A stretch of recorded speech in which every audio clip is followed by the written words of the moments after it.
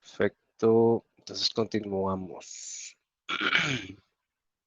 Hablamos un poquito sobre el ciclo de refrigeración de gas y para ya finalizar por hoy vamos a ver un ejercicio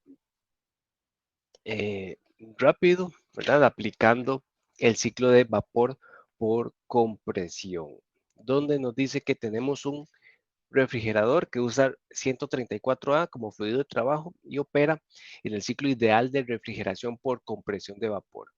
Ese refrigerante entra al evaporador a 120 kilopascales con una calidad de 30% y sale a 60 grados Celsius. Si el compresor consume 450 watts de potencia, determina el flujo máximo del refrigerante, la presión del condensador y el COP o coeficiente de desempeño del condensador.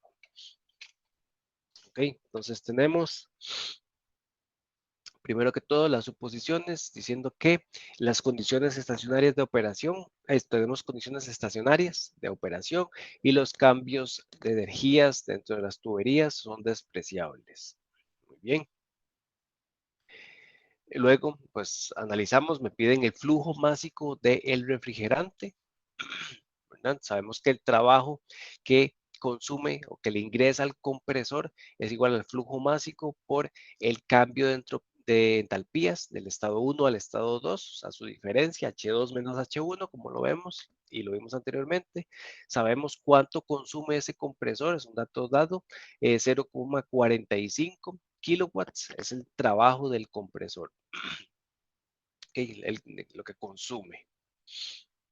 Y tenemos el coeficiente de desempeño de ese refrigerador. Vimos que ese coeficiente depende de cuánto calor extrae, cuánto es el flujo de calor que extrae del ambiente refrigerado. Y ese calor lo calculamos como el flujo máximo del refrigerante por la diferencia de entalpías del estado 4 al estado 1, donde se va la evaporación, ¿verdad? Donde se da la evaporación producto de la absorción de calor del refrigerante del estado frío hacia el refrigerante. Por lo tanto, ese COP lo vamos a calcular, ¿verdad? En función de ese calor y de el trabajo que consume nuestro compresor, ¿verdad? Que ya por ahí pues, lo tenemos. Muy bien. Ya es trabajo extra que nos facilitamos. Entonces, en el estado 1 tenemos que el gas o el refrigerante en modo de saturación, gas saturado. Okay, estamos en el estado 1 sobre la curva de saturación. Listo el refrigerante totalmente evaporado para entrar a el compresor, donde el compresor pues, le va a aumentar la presión y su temperatura al estado 2, convirtiéndolo en vapor sobrecalentado. Estamos en vapor sobrecalentado y el condensador, ¿verdad? Que trabaja la presión que le da el compresor en 2 y 3, por ende tenemos la misma presión. Vamos a estar sobre la misma curva verde que me representa la misma presión y de 2 a 3, en 3 llega a condensarse el 100% de el refrigerante, convirtiéndose en agua saturada. Nuestro punto de operación, en nuestro estado 3, estamos en agua saturada. Luego de 3 a 4 pasamos a través de la válvula de expansión, dándose la expansión final, teniendo como resultado una mezcla, cayendo en el estado 4, que sería la entrada del evaporador y la salida de la válvula de expansión acá. Entonces nuestra mezcla se comienza a evaporar, ¿verdad? Producto de esa absorción de calor del espacio refrigerado.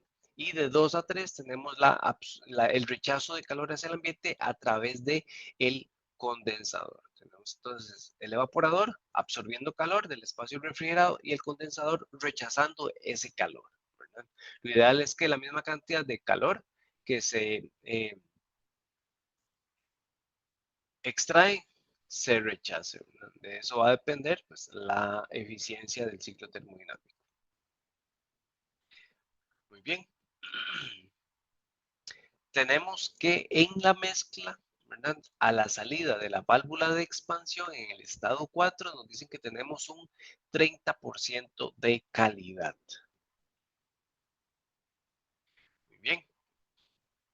Entonces ahora vamos a proceder igualmente a analizar estado por estado. En el estado 1 tenemos, dijimos, vapor saturado acá. Tenemos el vapor saturado a la presión de 120, a la presión a la cual trabaja ese evaporador.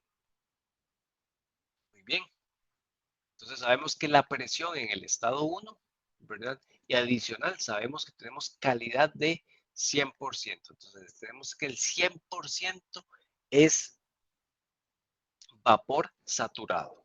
Entonces tenemos la calidad, sabemos que es de 1, y la presión de saturación, ¿verdad? O sea, 120 se convierte en una presión de saturación, por lo tanto podemos ir a encontrar la entalpía del estado 1 a través de la tabla. ¿Verdad? En este caso, para 134A, vamos a la tabla A12. Aquí lo anotamos para tenerlo presente. ¿Ok? Entonces vamos y buscamos a quién. Sabemos que tenemos nuestra presión de saturación.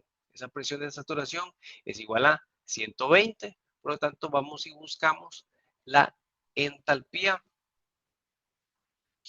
de ese refrigerante a la temperatura de 120 de saturación. Entonces estamos encontrando Hg, que es la entalpía en estado gaseoso del refrigerante. ¿Ok? En el estado 2 tenemos vapor sobrecalentado. Ese vapor sobrecalentado tenemos la información de que la temperatura en el estado 2, ¿verdad? A la salida del compresor es igual a 60 grados Celsius.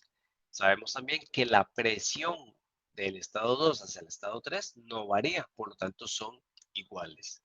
En el estado 3 tenemos líquido saturado. Sabemos que tenemos líquido saturado, ¿verdad? Y que la calidad en ese punto es del 0%. Tenemos 0% de presencia de vapor. ¿Ok? Y como dijimos, sabemos que la presión en el estado 3 es igual a la presión en el estado 2. Continuamos con el análisis en el estado 4, donde tenemos una mezcla con una calidad del 30%, partimos al 0.3, y la presión de trabajo del evaporador es de 120 kilopascales. En función de esta información, vamos a ir a encontrar pues, la entalpía. ¿Okay?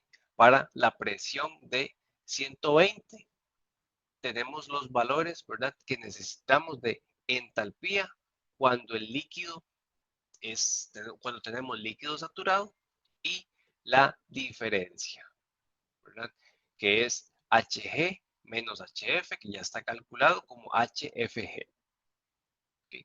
Que son los dos valores que necesitamos aplicar en nuestra ecuación, donde ya sabemos la calidad. ¿Cuál ecuación? Esta que tenemos acá. Para saber a quién. La entalpía del estado 4, que está en función de la calidad de la entalpía promedio más la entalpía cuando el refrigerante está en estado líquido. ¿Okay? Entonces, tomamos los valores de la tabla y los aplicamos en la ecuación para encontrar, ¿verdad? Que nuestra entalpía del estado 4 es igual a 86.834 kilojulios sobre kilogramo. ¿Ok? De forma sencilla, ya encontramos en función de la presión y la calidad la entalpía del estado 4, ¿verdad? Que es una mezcla, por lo tanto, en mezcla, los puntos de mezcla, eso no está tabulado, por lo cual aplicamos las ecuaciones que pues, vimos al inicio, ¿verdad? Que hemos visto a lo largo de los ciclos anteriores, comenzando con el ciclo de Rankine, donde comenzamos a ver el estado en mezcla. Muy bien, donde tengo 30% vapor y el resto es agua. perdón, refrigerante en estado líquido. Con esta información, la entalpía en el estado 4, volvemos a analizar los estados 2 y 3, donde teníamos específicamente líquido saturado en el estado 3. Y este es un punto importante donde vamos a tomar, ¿verdad? O se nos indica, ¿verdad? Que la entalpía del estado 3 y el estado 4 son aproximadamente iguales, ¿verdad? Las vamos a tomar como iguales, que es la transición a través de la válvula de estrangulación.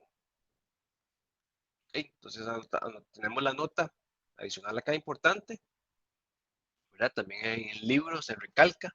Por lo tanto, podemos decir que la entalpía del estado 3 es igual a la entalpía del estado 4. ¿Ok?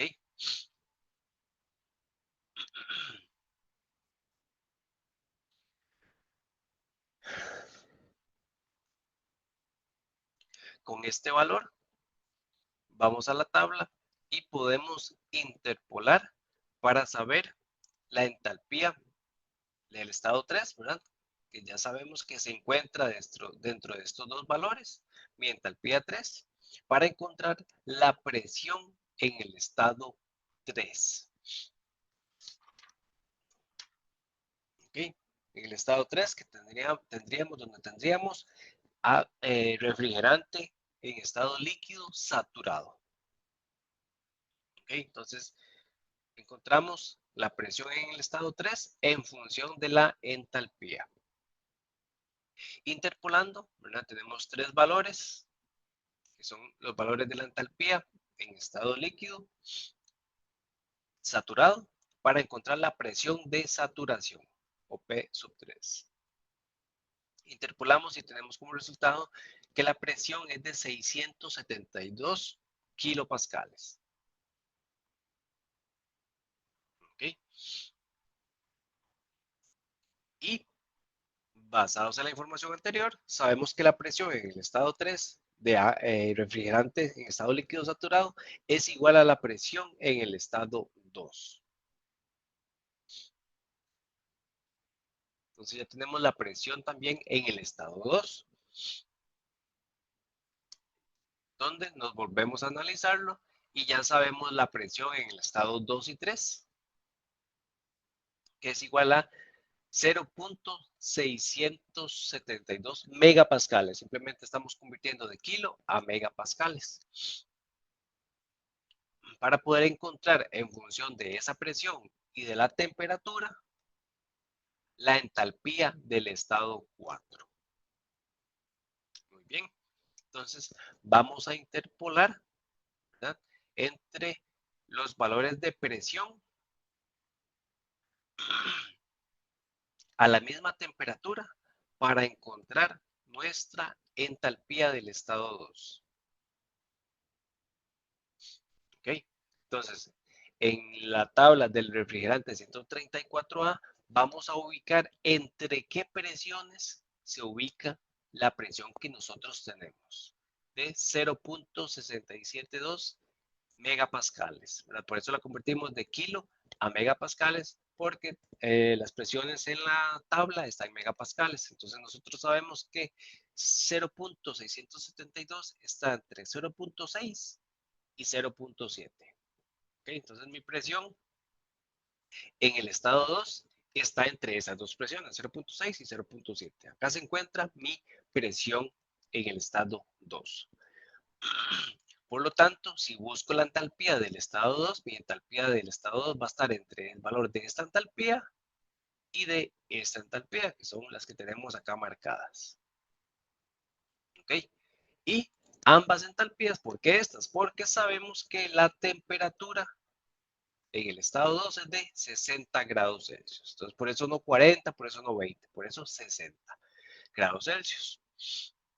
¿Ok? Entonces, interpolamos entre 0.6, conocemos 0.672 y 0.7, ¿verdad? Con la interpolación lineal, el Excel que ya conocemos, encontramos nuestro valor en función de la temperatura y encontramos nuestra H2 que está entre esos dos valores. Como resultado tenemos que H2 es igual a 298.8 kilojulios sobre kilogramo. ¿Ok? Entonces ya tenemos la entalpía del estado 2, la entalpía del estado 1, la entalpía del estado 4, que son las entalpías que necesitamos para ya dar nuestras respuestas. Como vimos al inicio, el flujo másico del refrigerante está en función del trabajo del compresor y de la diferencia de entalpías entre la entrada y la salida del compresor. Por ejemplo, por lo tanto, la podemos despejar el flujo másico de esta ecuación como igual a el trabajo de la entrada del compresor entre la diferencia de entalpías entre entrada y salida del compresor. Sustituimos estos valores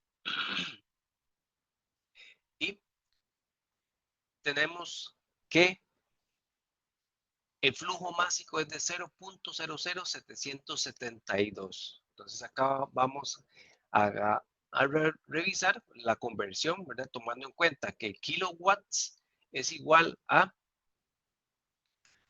kilojulios sobre segundo, kilojulios por segundo. Entonces, ¿cuántos kilojulios por segundo está consumiendo el compresor? 0.45 kilowatts. Entonces, tenemos que hacer la conversión acá de kilowatts a kilojulios por segundo para tener las unidades respectivas de este resultado, ¿okay? Que son kilogramos por segundo. Aquí se cancelan los kilojulios y nos queda kilogramos como numerador y los segundos, unidad de tiempo, como denominador. Por lo tanto, las unidades correctas del flujo másico que conocemos es cuánta masa fluye en un determinado tiempo. Ese es el flujo másico, kilogramos por segundo, por unidad de tiempo. ¿Okay? Entonces, esas son las unidades correctas para el flujo másico que ya conocemos. Por lo tanto, si ya conocemos también las diferencias de entalpías en el condensador, del evaporador, del estado 4 al estado 1, donde pasamos de mezcla a vapor saturado en el evaporador, si ya conocemos el flujo másico, sustituimos las entalpías que ya conocemos para encontrar cuánto es el flujo de calor que se está extrayendo del ambiente refrigerado.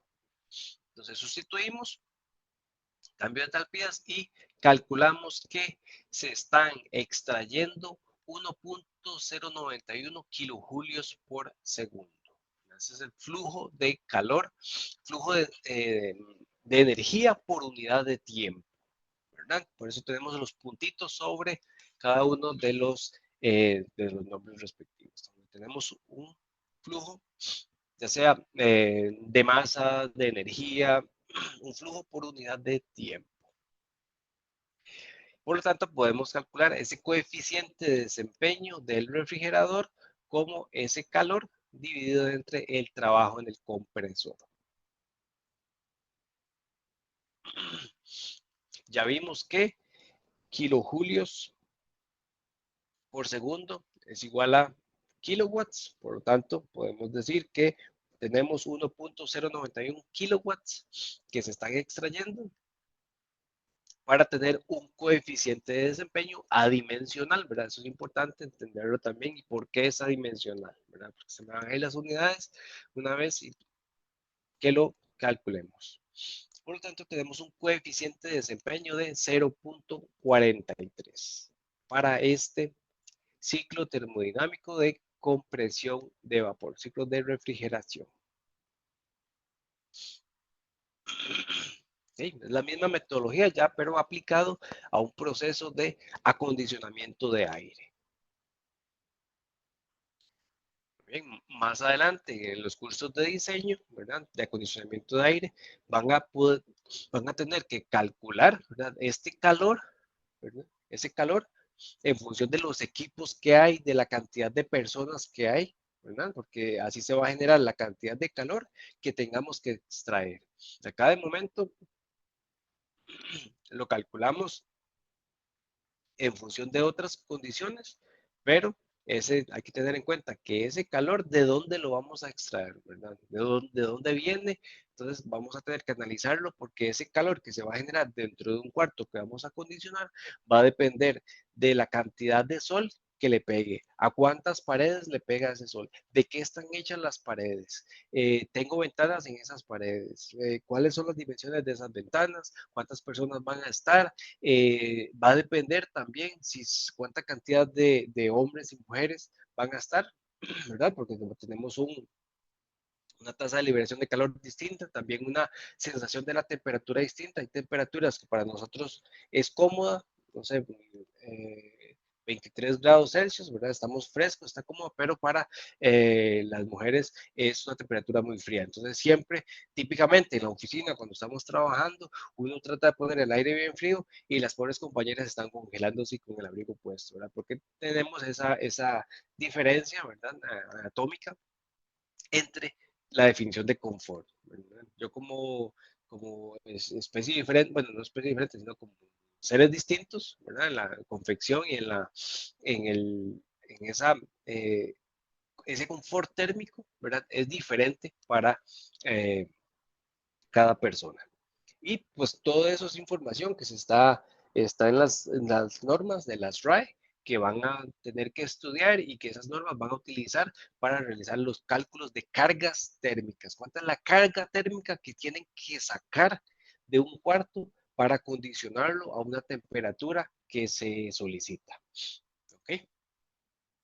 Entonces, pues estos son los principios, las bases. Una vez que ya sepamos cuánto va a ser ese calor, ya podemos hacer la ingeniería inversa, más bien, poder diseñar los equipos, ¿verdad? En este caso con los compresores, los evaporadores, los condensadores y seleccionar la válvula de estrangulación del sistema de refrigeración para que pueda extraer esa cantidad de calor. Y muy importante calcular cuántos son todo el tema de diseño, ¿verdad? Diámetros de tuberías y la cantidad de toneladas de refrigerante que va a demandar, eso hablando en un diseño completo de un edificio de una cantidad de pisos, ¿verdad? No de un cuartito de una casa, sino que ya esos paquetes se venden, sino es calcular un proyecto grande, un edificio, ¿verdad? Que me va a demandar N cantidad de toneladas de refrigerante para poder acondicionar toda esa cantidad de espacios.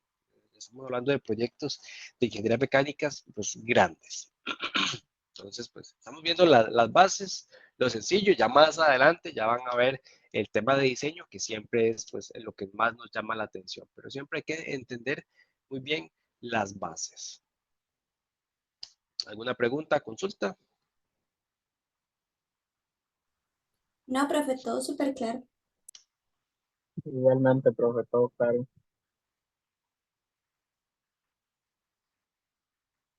Perfecto, muchas gracias.